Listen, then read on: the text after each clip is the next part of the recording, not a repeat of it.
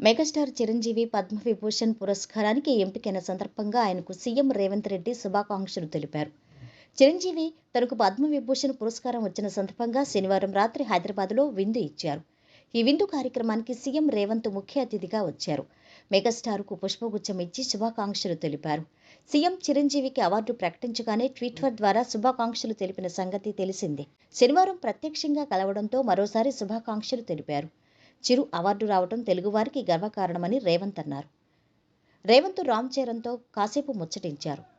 ఈ విందుకు శాసనసభ స్పీకర్ ప్రసాద్ కుమార్, కేంద్ర మంత్రి కిషన్ రెడ్డి, ఉప ముఖ్యమంత్రి భట్టి విక్రమార్క, మంత్రులు కోమటిరెడ్డి వెంకటరెడ్డి, ఉత్తమ్ కుమార్ రెడ్డి, శ్రీధర్ బాబు, పలువురు సినీ ప్రముఖులు హాజరయ్యారు. పద్మ అవార్డులు వచ్చిన వారిని తెలంగాణ ప్రభుత్వం ఆదివారం సన్మానించింది. శిల్పకళా వేదికలో ఈ సన్మాన కార్యక్రమాన్ని నిర్వహించనున్నారు. పద్మవిభూషణ్కు ఎంపికైన మెగాస్టార్ చిరంజీవి మాజీ ఉపరాష్ట్రపతి వెంకయ్యనాయుడిని మంత్రి జూపల్లి కృష్ణారావు కలిసి ఆహ్వానించారు.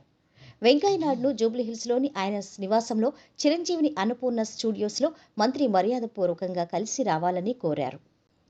వీరితో పాటు పద్మశ్రీ పురస్కారాలకు ఎంపికైన బుర్రవీణ వాద్యకారుడు దాసరి కొండప్ప, యక్షగాన కళాకారుడు గడ్డం సమ్మయ్య, సాహితీవేత్తలు కూరెళ్ల విఠలాచార్య ప్రభుత్వం ఘనంగా సత్కరించనుంది.